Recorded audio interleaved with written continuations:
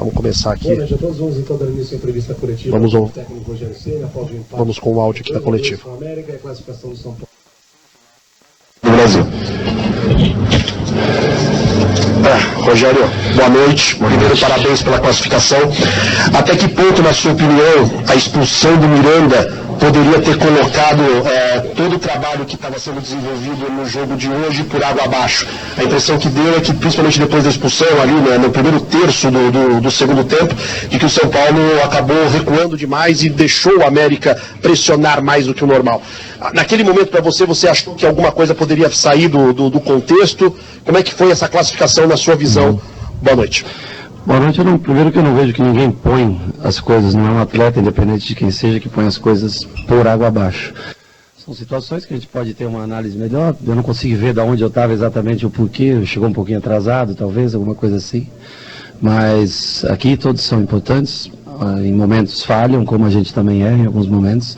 Eu acho que o mais se destacar são os outros que ficaram em campo e fizeram pelo Miranda no dia de hoje o que era possível ser feito. Baixar as linhas em 11 contra 10 é quase que natural, porque você pede o segundo homem da frente da pressão. Ainda nós tentamos um 4-3-2, se manter no campo, né, com os mesmos três volantes e botando daí o Nicão um pouco mais descansado, que segura melhor a bola, junto com o Caleri. Só que começou a ficar pelos lados, eles começaram a dobrar nos lados e tiveram muitas chances.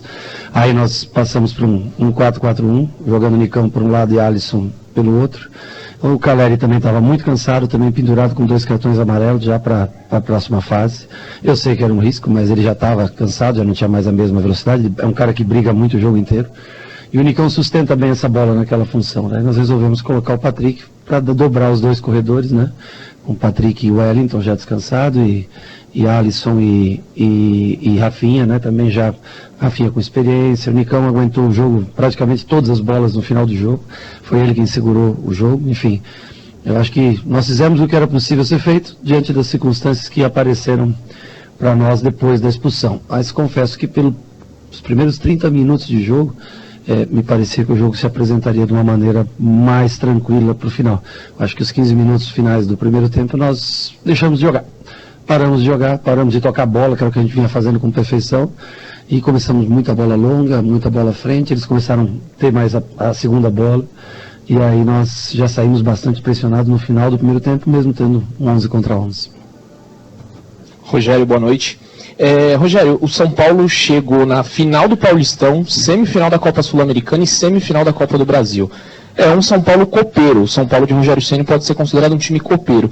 Qual a análise que você faz desse time, né, ser tão bom nas Copas, tá ali deslizando no Brasileiro, mas conseguiu uma boa vitória na última rodada? E se você me permite uma segunda, queria saber essa inversão que você tem feito, o Luciano buscando mais a bola no meio de campo e o Nestor passando por trás dos zagueiros. Isso daí é algo que você aperfeiçoou nos últimos treinos? Obrigado. Na verdade, contra um time que joga 1 contra 1, praticamente, que é o caso do América, ele joga sempre Juninho, Alê, o Lucas Cal, no caso o Éder hoje, né? Sempre pegando os 3 homens de meio, os 3 atacantes avançando os nossos 3 zagueiros, só os laterais é que ficam aguardando para pegar.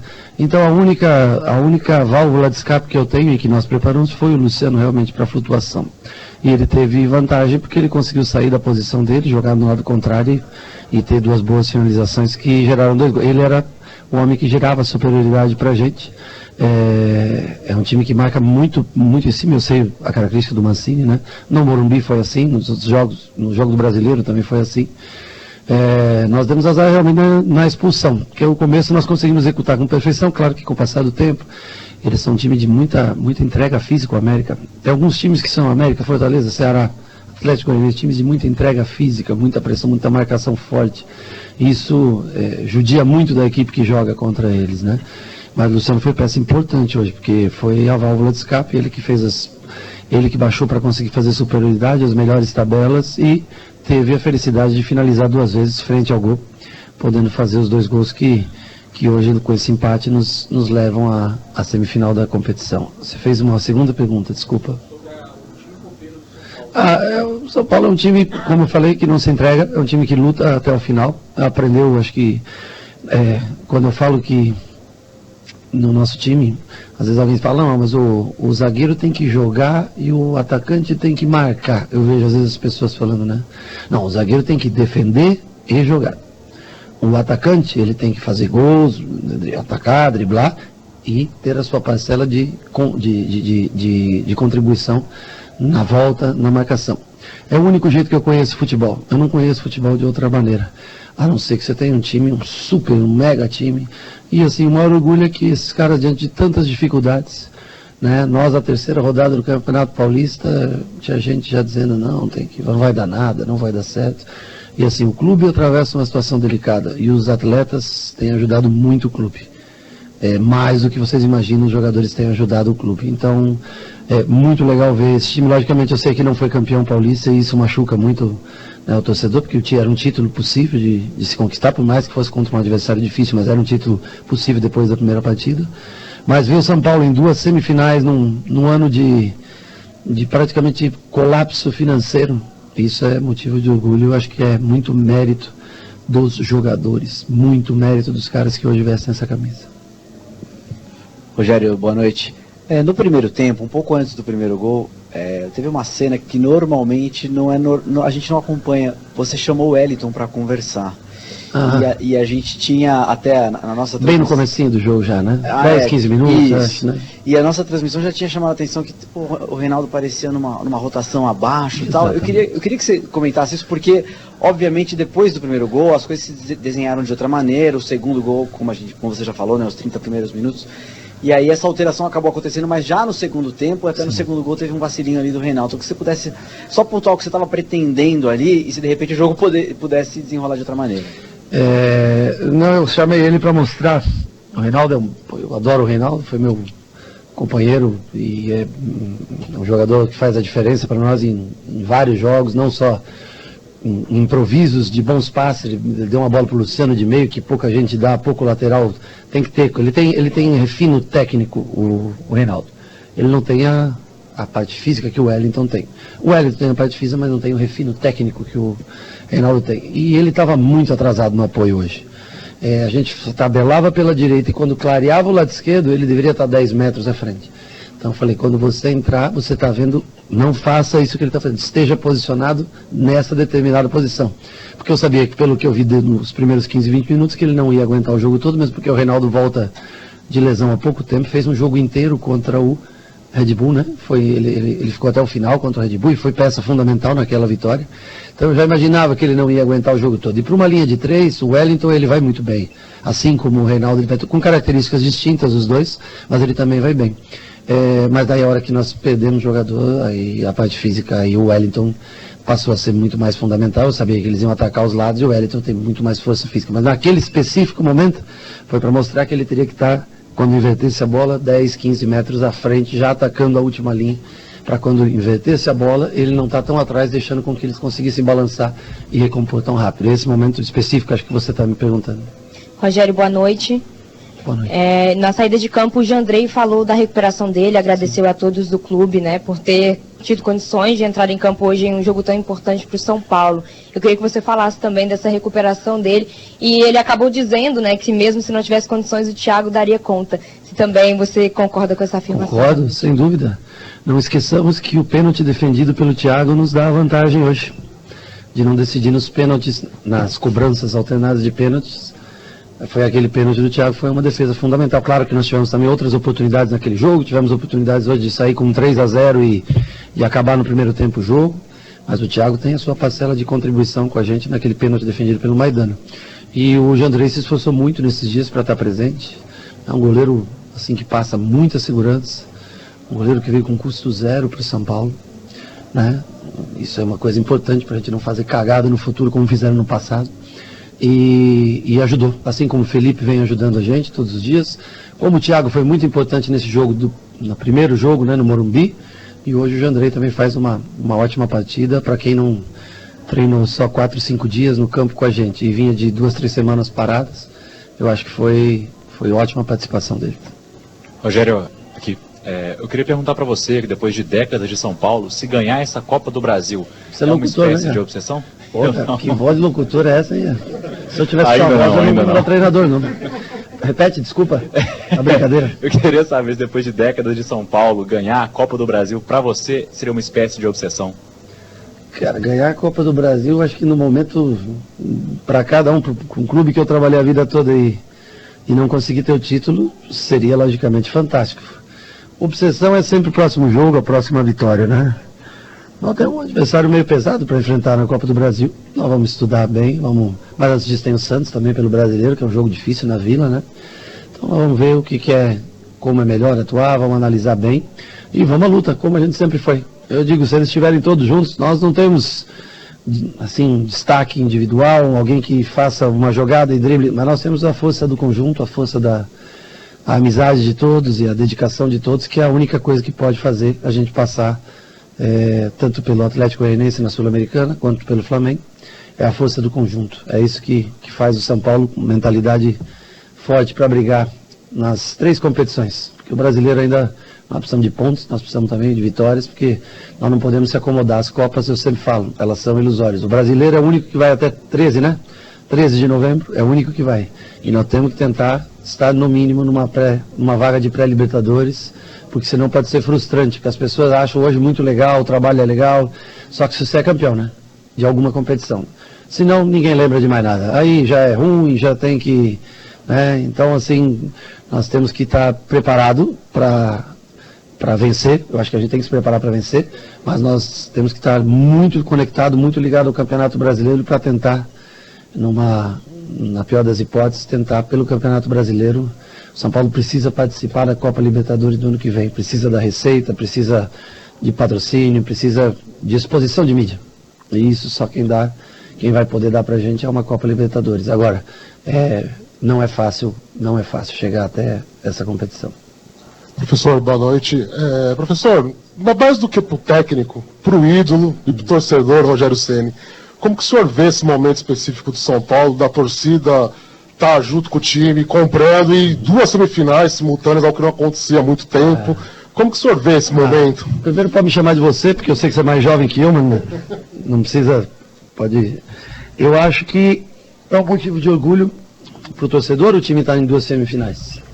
E maior motivo de orgulho para nós, a presença do torcedor hoje aqui, eu não sei, mas, cara, tinha muita gente, porque eu escutei mais o canto da nossa torcida do que da torcida do América, que com todo respeito tem também um número grande de torcedores, né? Eu acho que tinha algumas partes do estádio que estavam, não sei se interditadas, porque não tinha ninguém em algumas partes. Então, assim, o torcedor sabe que ele é o nosso combustível. No Morumbi, ele empurra muito o nosso time, né? Faz com que esse time jogue, não se acovarde para ninguém, mesmo tendo outras equipes que possam ser superiores a gente reconhece isso. E hoje foram fundamentais, cara, porque no final, no momento que nós mais precisávamos, com a menos, todos cansados, esses caras não pararam de gritar 1 minuto. Então, assim, eu acho que o torcedor hoje está muito orgulhoso de ver o São Paulo, como eu falei, numa parte da sua história muito triste, como instituição do que foi feito, mas, por outro lado, vendo que os jogadores têm dedicação, têm alma, têm coração, eles entregam tudo que eles podem ao clube, conseguem botar o São Paulo na final do Campeonato Paulista, na semifinal da Copa Sul-Americana, na semifinal da Copa do Brasil, e numa briga possível ainda, porque entre G8, G7 e G8, aí são poucos pontos que nos separam, pontos que nós deixamos até escapar de bobeira, e que nós vamos tentar recuperar na reta final. Eu acho que ele sente orgulho, e é o mesmo orgulho, o mesmo tamanho do orgulho que nós sentimos, porque a voz da torcida carregou os 7 de acréscimos, quem levou foi o torcedor. Rogério, prazer falar com você novamente. 3 bons jogos entre América e São Paulo. Sim. Os 2 lá do Morumbi e esse de hoje. Eu gostaria que você também falasse um pouco desse América, do técnico Wagner Mancini, que estava ali embaixo, já conseguiu 4 vitórias no Campeonato Brasileiro, agora vem mais jogadores. Eu gostaria, que muitas das vezes a gente pergunta só do time que treina, mas eu gostaria que você falasse também desse América, do Wagner Mancini. Não, o primeiro Mancini já se mostrou um grande profissional aqui no São Paulo, quando passou também, no Grêmio. Eu lembro de uma passagem de que ele saiu do Grêmio sem perder nenhum jogo, há anos atrás, depois enfrentei ele. E o Mancini é a cara o América é a cara do seu treinador. Eu acho que é um time bem competitivo, de muita marcação individual, que pressiona muito o adversário, requer muito capricho em passes, em tabelas, em deslocamentos, para sair dessa forte marcação. Eu acho que o América, como clube, também tem sido um grande exemplo. Um clube bem acertado, um clube que bem encaixado financeiramente. Eu acho que isso é importante, dá sempre uma sustentação boa, pelo que eu conversei com atletas que jogaram comigo em Fortaleza, no São Paulo. Mostra ser um clube que consegue se manter bem. E eu falo, time físico, América, Ceará, Fortaleza, Atlético, dentre outros mais, né? Atlético Goianiense, são times que lutam muito, é difícil você ganhar esses jogos. São jogos complicadíssimos para se vencer. Eu acho que é todo mérito do Mancini, tem que se dar muito crédito a ele. Não é à toa que consegue uma recuperação de acho que 18 para 31 pontos, 18 para 30 pontos, se eu não me engano, né? Em 4 vitórias consecutivas. É um baita profissional, um grande amigo. Eu falei para ele antes do jogo, desejei sorte, que eu disse para ele que o mais importante que fica é o respeito e a amizade que temos. Infelizmente os embates acontecem, assim como vai acontecer agora com o Jorginho, como já aconteceu com tantos outros jogos eliminatórios. Infelizmente um dia a gente fica triste, outro dia acaba o adversário, mas sempre com muito respeito. E o América, eu acho que mostra também, todos falam Fortaleza e Ceará, que tem uma administração boa. A América, me parece, de fora e pela informação, também ter uma ótima administração fora de campo. Rogério, Thales, prazer falar contigo, parabéns pela classificação. Rogério, queria que você falasse sobre a importância de uma classificação como essa, você que frisou aqui sobre o momento desafiador que o São Paulo vive, o que uma classificação como essa representa para você que vive o vestiário, respira o vestiário do São Paulo todos os dias. Obrigado. Para nós é muito importante, porque a eliminação, às vezes, ela pesa demais, né, num trabalho futuro, né? A gente vê equipes aí que são eliminadas numa competição, o treinador já sai, jogadores, você vê, equipe jogando uma competição só e não conseguem engrenar, porque eu acho que gera motivação. A cada classificação gera muita motivação para o próximo jogo, seja ele de Campeonato Brasileiro, do que for, gera expectativa de campeão. Não há nada mais valioso para um atleta que a expectativa de ser campeão. Por mais difícil que seja, por mais difícil que nós já enfrentamos nessa Copa do Brasil, Palmeiras, agora América, todos, sempre times de Série A até as finais. Na Copa Sul-Americana nós também enfrentamos a Católica, que é um bom time, Ceará, que é um time duro de ser batido. Então, assim, são confrontos ainda difíceis que nós temos pela frente, mas o fato de gerar a expectativa de você poder ser campeão é o maior combustível que a torcida e que um atleta pode ter no dia a dia. Eu acho que isso é o principal. Chance de ser campeão. Mentalidade para ser campeão, né? Por mais que tenham dificuldades, ainda estamos vivos, ainda sobrevivemos em todas as competições. Encerramos então com o técnico. Tá aí a coletiva do Rogério Ceni. Morcegão, a gente agora está aqui aguardando a passagem de mais algum personagem. O Luciano segue ainda no vestiário, que foi o autor dos 2 gols. Alguns outros jogadores já passaram por aqui enquanto o Rogério Ceni falava, né? Mas a gente está aqui na saída do vestiário do São Paulo na Arena Independência, ao vivo, com exclusividade para a Rádio de São Paulo, a 105 FM, repercutindo essa classificação do São Paulo, chegando aí à semifinal da Copa do Brasil para encarar o Flamengo, né? E até reforçando uma informação que o Capretti trouxe durante a nossa jornada, o clássico de domingo, Sansão, na Vila Belmiro, teve o horário alterado por causa de um pedido do Ministério Público. O Ministério Público cogitou, até pelas informações que nós recebemos aqui na Arena Independência, até gostariam que mudasse a data do jogo, mas isso não seria possível, principalmente porque o São Paulo já volta a campo no meio da próxima semana, também pela Copa do Brasil. Então, o que a CBF conseguiu ali no acordo com o Ministério Público foi mudar o jogo das 18 para as 19 horas na Vila Belmiro.